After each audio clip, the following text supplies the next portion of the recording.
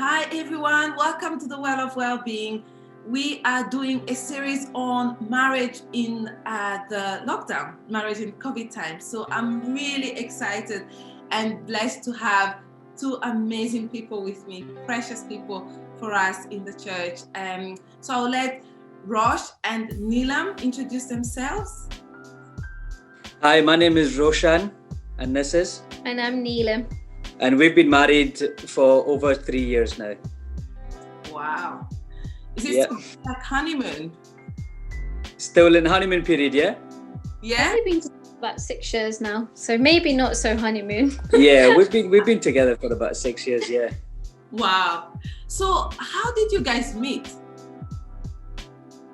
So, you want to share that one? Yeah, so I came up, my sister who already lives here, I came up to help her with my nephew's first birthday celebrations, and Rosh was best friends to one of my cousins who kind of invited himself, actually, I think. Yeah, I think I invited myself, yeah. Okay. They did ask my brother-in-law if they can bring him along, and then that was the first time we met, but we never really spoke. We maybe have just introduced when like dancing on the dance floor, but that was... I caught her eyes, you know. Okay, I think actually that's a good one, Roshan, because how would you say all these young men who don't know how to, catch the eye of the girl, what would you be telling them? What should they be doing? I mean, obviously it's not everything about the looks.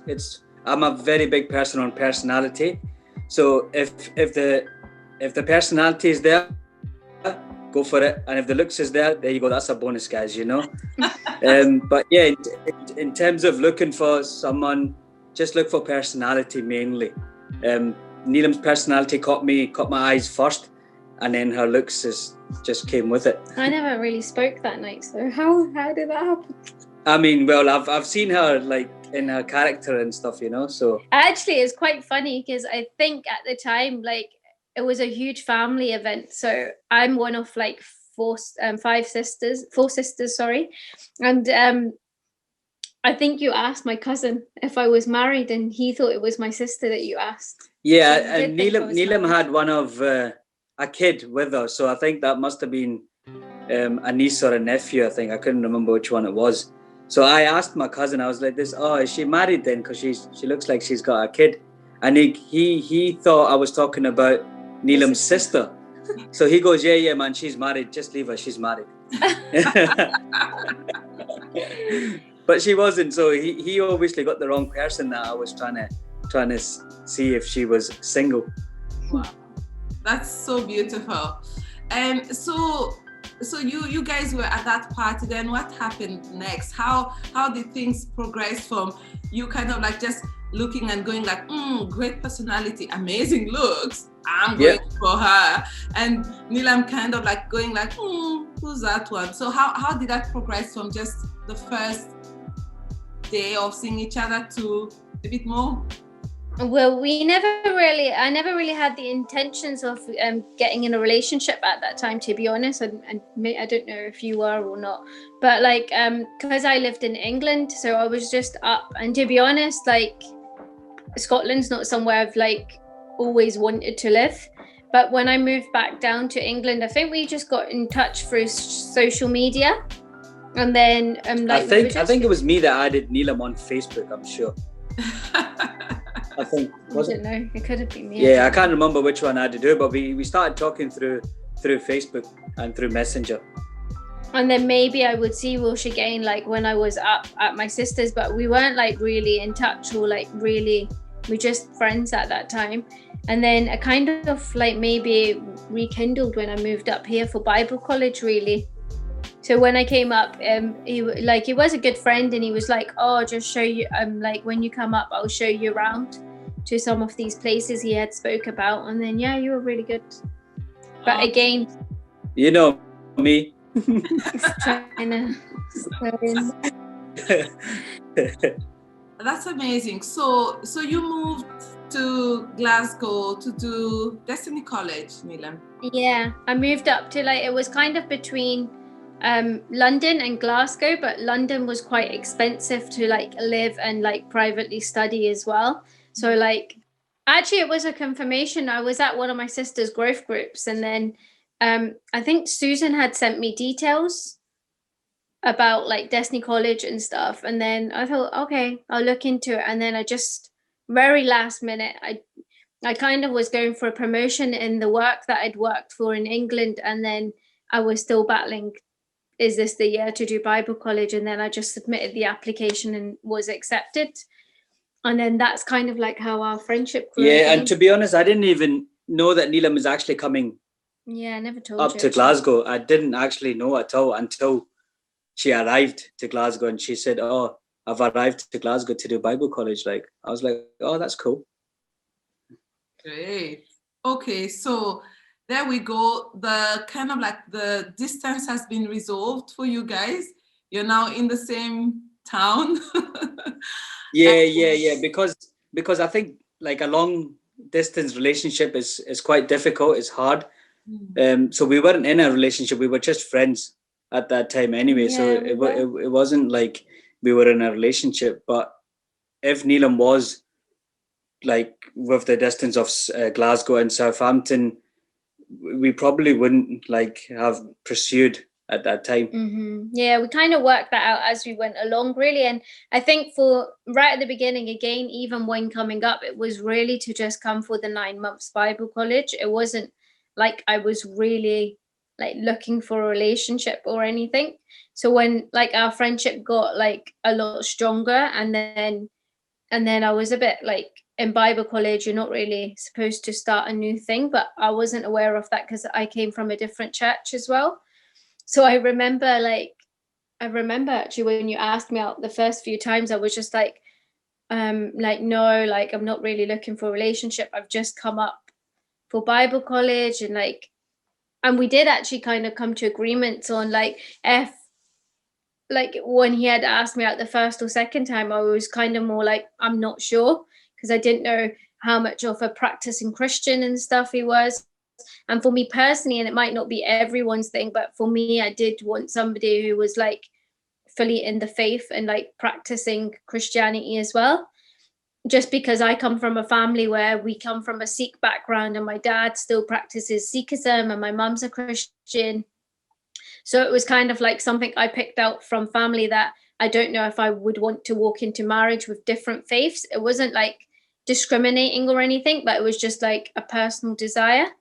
So yeah, I don't know if that might help people when like listening to this as well. But I think it's quite good to be quite strong and bold with your like approach on, do I really like, am I really sure this is from God? And for me personally, that was a bit of a journey.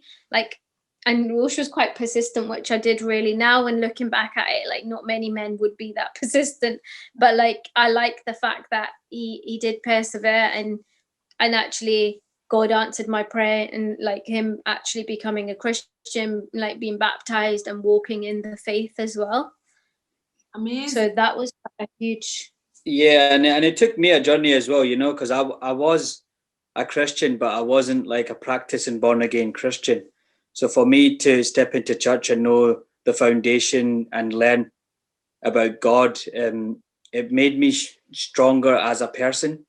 And God just speaks to you, you know, in a way to know the right person. And yeah, God spoke to me and saying, yeah, keep doing what you got to do, and keep pursuing.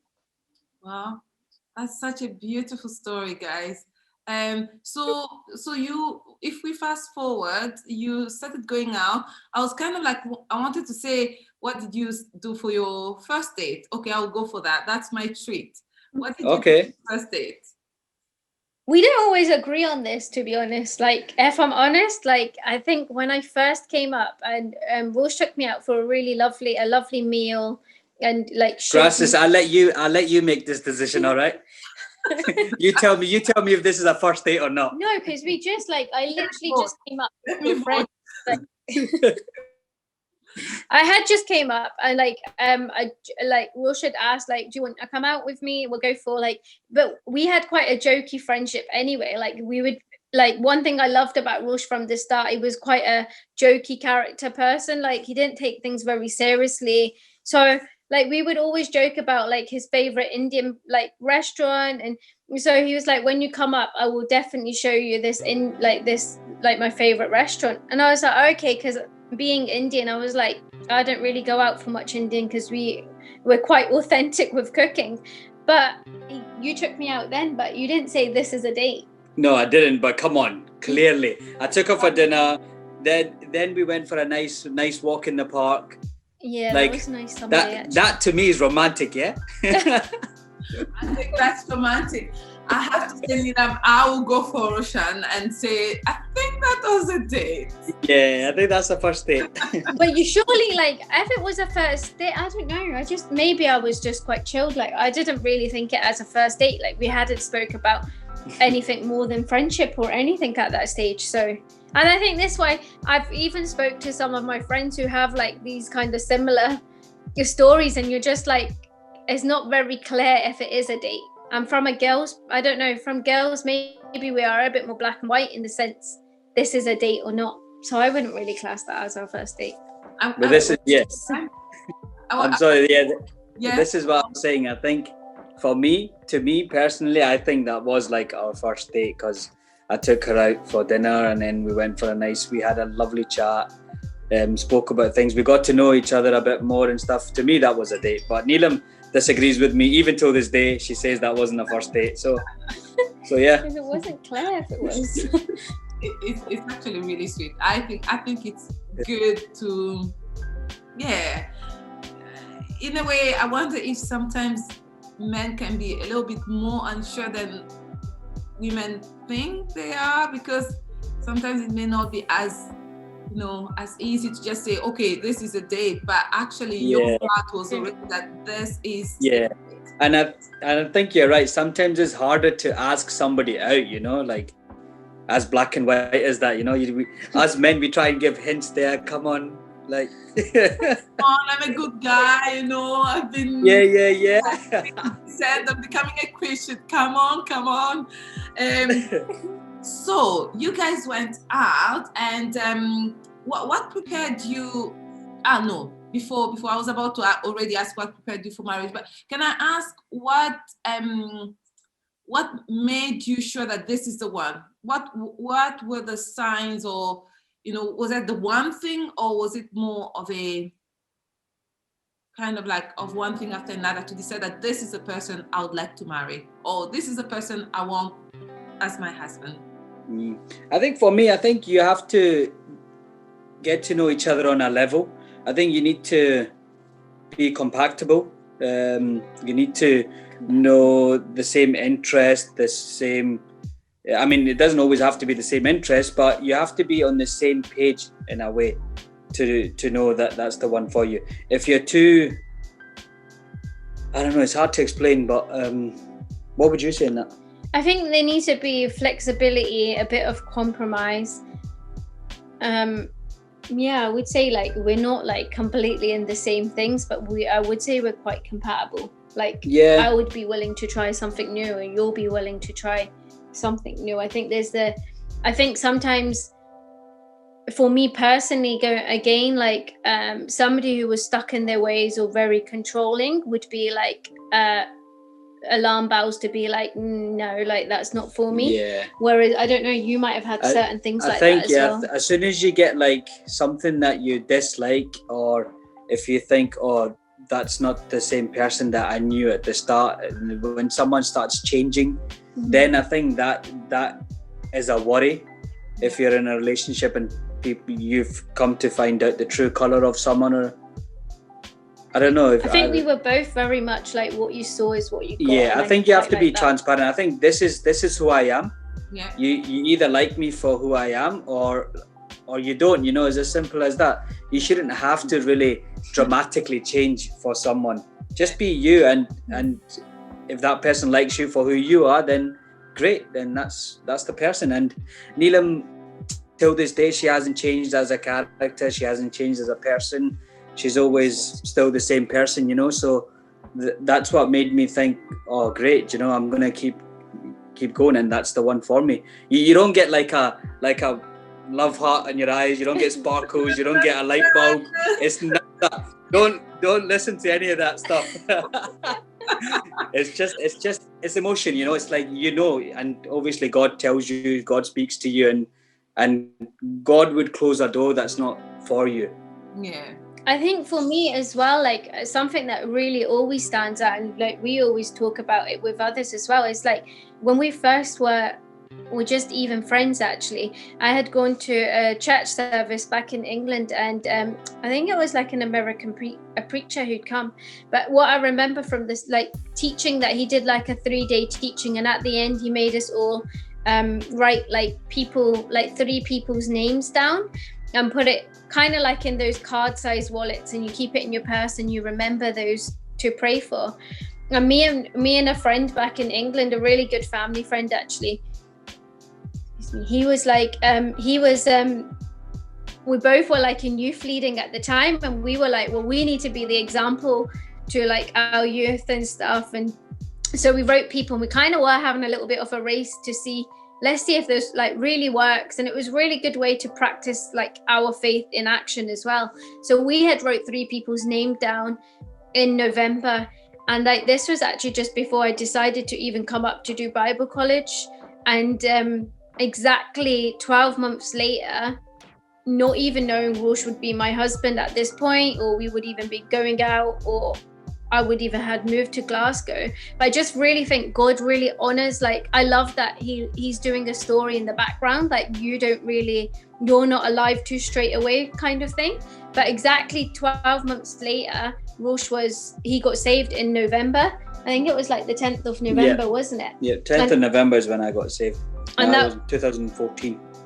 And that 2013 in November, we had been praying for these 3 people that you had of your choice to get. And truthfully, Rosh I don't want to be like a cringy, like Bible bashing Christian. So I was like, he's all the way in Scotland. If I do this over Messenger and stuff, like, I don't feel like I'd be too embarrassed. And that was an honest, like, approach, to be honest, because I was evangelizing, like, and preaching to people wasn't really like a gift that I thought I had, but it was like in the background, just praying for that person, and then really God just giving you the answer to that prayer. So for me, like when I look back, and I think that was actually a real key moment, the timing of it, him getting saved, you got saved in like November. Yep, and I didn't even actually know that like this was going on. Like, yeah, you didn't know. No, I didn't. Until probably later after I got saved. And then that's when you remembered that you've actually wrote the 3 names down. So like, even I didn't even know that Neelam had written this, and that she's praying for these 3 people or anything. Like, I didn't know until after I got saved, and then a few months later, I think we found out. Oh, wait a minute! Like, I think, did you find the card or something, or did you just remember? I think Neelam found the card. That's really weird. Neelam found the card, and she's like this. Oh, you were one of the people. And then we looked at the date, and we were like, oh, that is just. God's timing is just insane, It was all things beautiful, yeah. In his time. So that was pretty encouraging, to be honest. And even for me, like when you're praying for, when you kind of get past the dating stage, or like even going into a relationship, for me, going into a relationship looked like marriage after. It wasn't something that I wanted to waste my time with, or like even waste somebody else's time with. It was like in Christianity, it looks like you go out with a guy because you want to pursue them in the future as your husband or your wife. So like that was really key. Like even when when we kind of did officially start going out, we were both praying individually at that time. And I think a massive thing for me was like, I knew like being the first Christian wedding in my family and stuff, it was going to come with challenge and battles as well, and like culture, and I love it. I love being Indian, and I love my culture, and I love how God's like taken us out through Sikhism into Christianity. It's been an amazing, but I knew it would come with battle. So I was already praying like, God, thank you that he's saved.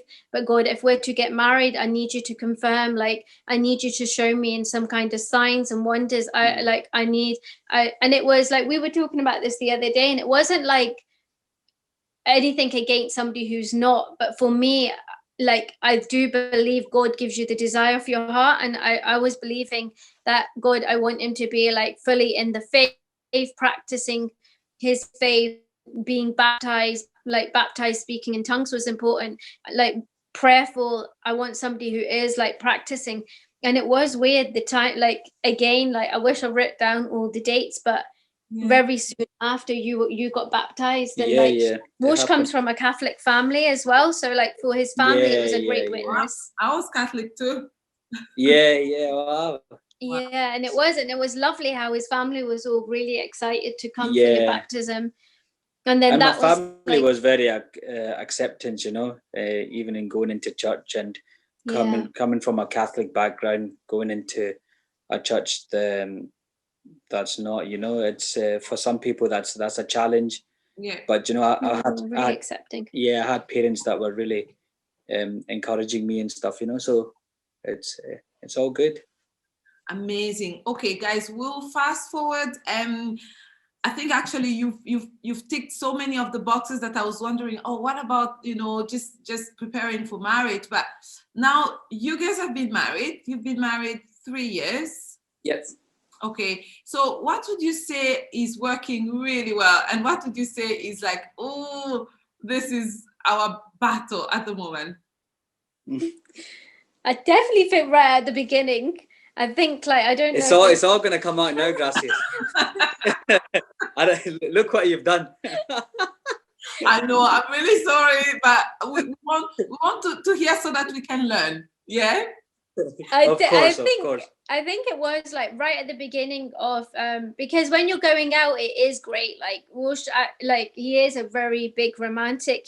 And it was great, and he was so supportive during the time. Even like going through Bible college was quite a big season in my life, and then quite quickly leaving Bible college into second year, working for the church. The transition was quite high. Like it was just a lot of demand sometimes, but you were really supportive through that time, and then you move straight into marriage. I felt like I done Destiny College as well. Yeah, you did. have you done Destiny College? No, but I feel like I've done it with Neelam. He did help me. Like we would do, like sometimes I would do the coursework in the time we were meeting up. So he was quite a part of that journey as well. But there was like I think where I had moved out, and I only moved out when I was 23 when I moved up, and I moved out and moved into a new location, which was a whole different culture for me. It kind of taught me a bit in that time, whereas I feel like you came straight out of your mum and dad's, and everything's always much more nicer when you're living at home. Your dinners are cooked, your washing's done. My mum used to do everything for me, you know. I was such a mummy's boy. My mum would do from A to Z, you know. I was really spoiled. And then going into marriage, I knew it was going to be challenging for me because you were too spoiled. I think I needed to be like, of course I have to be independent and start doing things and helping out in housework, chores and whatnot, you know. So at the start, it was challenging for me in terms of in doing things around the house, because I'll be honest, I'm not a cleaner, like, whereas Neelam is totally opposite. She's like, she'll clean to zero, like to the point. It's just till there's not a single dust, you know. So from one extreme to another, you know, I had to learn that I do need to do things in the house. We do need to work as a team, and like I've changed a lot. I personally see a massive change. Yeah, he has, and he really does. Like, he does things without being told to, if I can say. Like, sometimes I felt like it was just like, I'm not your mom, I don't need to tell you to do this, I'm your wife. But like at the same time, I feel like now it's like, it's, for me it sounds really petty, but for other organized, tidy people, they would understand where I'm coming from, where like when you go into something tidied and clean, it's like something, you feel a bit warm on the inside, you feel like really happy. And that might just be me, but like it does, like coming from a family, like we were always really organized and tidied. We had quite a big family, so we had a lot of structure, which I'm really glad that actually maybe we had too much structure, and sometimes I just needed to chill out. And I feel like that's what you bring to the relationship. That's where like compromise comes, you know. So like Neelam can be very clean, and then you can get me that's very chilled back. But when you compromise one another, you just need to come to an agreement of saying, you know, sometimes you just need to relax and chill out. and other days we need to work together and get things done. Amazing. So yeah, it's been challenging at the start, but I've compromised. I've learned how to do things. I cook, gracias, I can cook. I'm coming. I knew how to cook anyway, but it's just it's good to make a meal, even to work together in the kitchen and stuff. Yeah, that's Yeah. But yeah, it's been a journey that we had to learn together, I would say. To be honest, he learned all the Indian palette from my mom. Like during lockdown when he was off on furlough, like he literally you would FaceTime my mom and I learned cook a lot of curries. I learned a lot during lockdown, I'd say that. Wow. Okay, so you guys have just taken the next question from my mouth. Lockdown. How have you guys managed? I'm hearing a furlough, so it means that you end up spending more time together. Well, I was furloughed, so I was furloughed from March for about to when August? June, I think you went back June. July, sorry, from I think it was March to July, something like that. I think for about 4 months I was off. So I was on furlough. Neelam was still working, so she was working from home, so which meant we did have more time together. Yeah, it was actually quite. There was nice stuff. I think I personally enjoyed lockdown. A lot of people say, you get at one another and stuff, but personally, we've done really well because we've learnt new skills.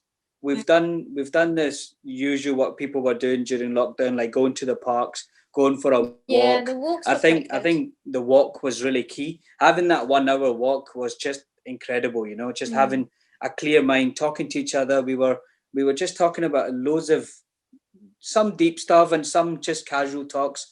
And like I would encourage anyone during even whatever temperature, even right now, it could be -4 outside, but going for a walk, it really helps clear our mind. And we were doing exercises in the house, we were doing baking, so we worked well together. And it is good to have your time alone, personally. I think if we didn't have that as well, like I think you do, like sometimes it's great like being in each other's face all the time, and I think we're quite good at that just generally. We've even when we were like going out and especially into marriage, I think people can fall into this thing that when you get married, like you don't have any friends, you don't like, you're just constantly in each other's company. But we were really cautious of that right social, at the beginning, to be honest. We mix, like before lockdown and everything happened, when we got married, of course, we would have like games night and stuff at the house. So we were always like socializing with people. Like we love having people around and stuff. So we're not always in constantly each other's company, which is great, like don't get me wrong. Like Rosh will keep in like his football nights, or like, I don't know, some FIFA Warzone stuff that really doesn't like doesn't. And then Neelam would do her girly stuff, so it's. And I would go for a walk with my like friends, or like you do something. And I think it's so key. And I would say this not just in lockdown. And I'm thankful that we actually put that in place when we got married. We thought it was a really good thing not to just be you're living with each other. And I get like you're going to work, and sometimes for us that looks like not seeing each other for a while because of Rosha's shifts and so there are moments where you just need really good quality time, but there are moments where you just want to hang out with your boy and talk to your boys about something, or hang out with your girls and talk. And I think it's really important. Crucial. It's very crucial in our relationship.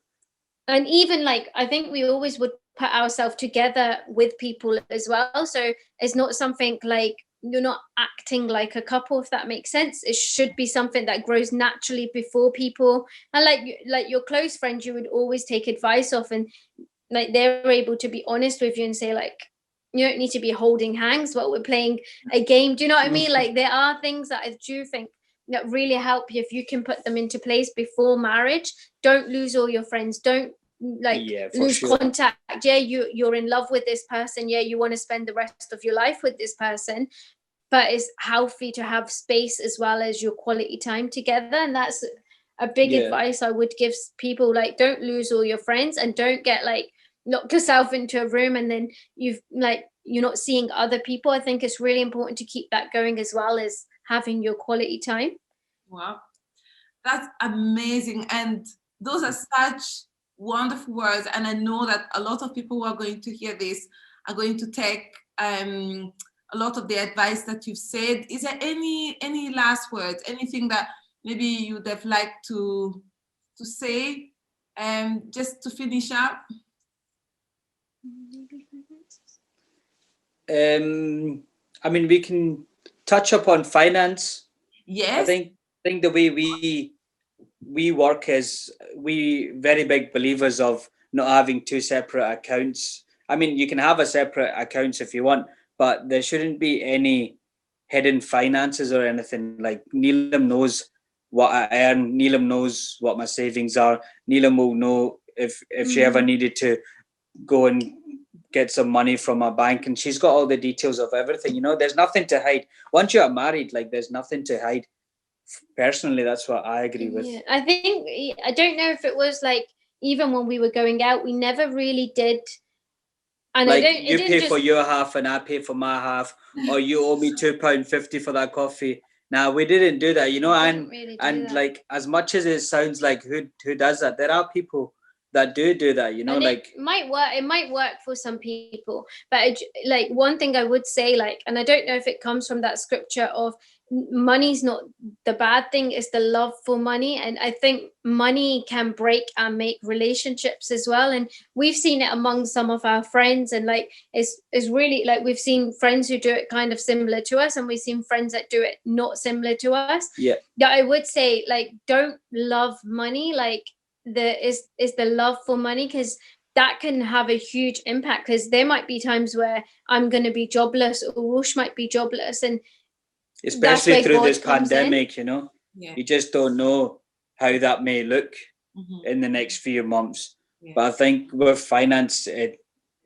can come very stressful, but try and be supportive to one another. Just know that, like, you've got each other's back in terms of finances, and you've not got, like, I don't know, some money like hidden from each other, or you're like this, here, mom, take this, you just don't tell I've gave you this, something like that. You just don't hide money in general. That's, we're big on that anyway. Like, yeah, we just think, like, shared account, like, Rosh has access to all my accounts in the same way. And obviously there's going to come seasons in your life where you're really, like, hard in your saving, or you don't have a lot of money, or there's times where you're going to be able to overspend. But as long as you both know where the money's going, it's getting saved, or the money's getting spent, or you've used it all up, it's better to be like, you both just know where the money is than hidden. Because I feel when that starts, that actually can cause weight and, like, cause problems in relationships too. So it would be something that you openly speak to with your partner about, or like where the finances are, where they're going, and like what you look to do with some of it, like save it, invest it. Yeah. But don't become tight-fisted with it, I wouldn't say. And another thing I would say, guys, like, when we were going out, we were praying, like, really, really into our relationship. We were really praying into our marriage, our future. So I think, like, praying together is very powerful. Yeah, we did do that. So as a couple, pray together. If you can do it every day, I know sometimes it can be difficult, trying to get time to pray together. As much as you are individually praying, try and pray together, because we've seen a huge breakthrough in our marriage. We've had like finance coming our way. We've had like loads of things happen that is just incredible, and that's the power of prayer, especially when you're standing in faith for something, and it's just amazing how God just turns up.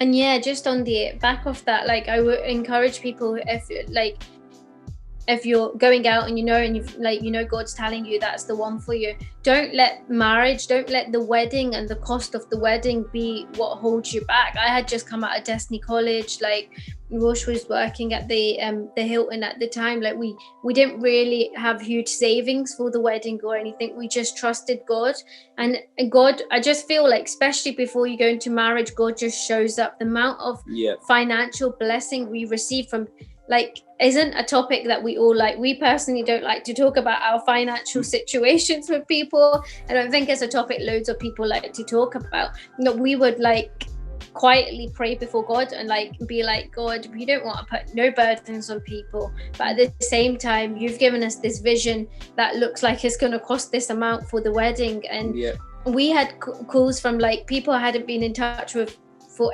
ages, like through church and church stuff, and just said we really felt God very specifically as well. I remember I had a woman call, and she's actually a very important person in my life, but we never had spoken anything to her. And she was like, God's just given me a vision of you walking in a veil, and it's like this huge veil, and he's asked me to pay whatever the cost of the veil would be. And you just think like how Pacific, like it wasn't even a big thing for me, like the veil, but I just felt like for God, he knew the details, and like he's not, he was more worried about, he loves marriage and he loves the idea of marriage. And I just think it's more about the promise that he will come through. Like if you don't focus too much on where's the finance going to come, but if you really feel like God's calling you to be married, then just go for it and just trust that he will show up. And if we can do it, guys, anyone can do it. If you know, like Asian weddings and Indian weddings are like 500 minimum people, and 500 to feed 500 people and to put a wedding, it is a lot of finance that you need. But God came through, you know, and if he can do it for us, he can do it for anybody. You just have to really tap into him and know that this is what we want and this is what we're going to stand on. So don't let finance ever stop you from getting married. Yeah. This has been a treat, guys. You are such beautiful people inside and out, and you've shared such words of wisdom and knowledge. We love you, and thank you so much for coming on the Well of Well. It's been an absolute honor. Thank you very much for giving us the opportunity. Yeah, thank you for the opportunity. Yeah. Take care. Bye-bye.